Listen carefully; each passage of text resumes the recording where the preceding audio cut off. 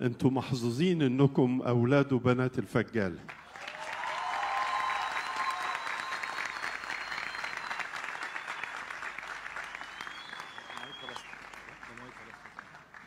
برغم ان انا حضرت احتفالات كنايس كتيرة بتذكارات مختلفة سواء في القاهرة او بره مصر او في اسكندرية او في بعض البلاد، لكن الحقيقة انا ما شفتش اروع من كده.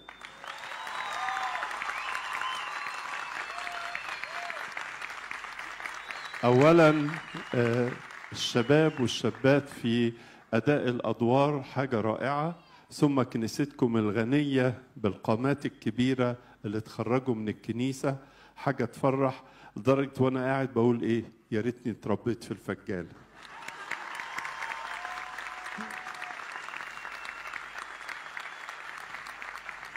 صحيح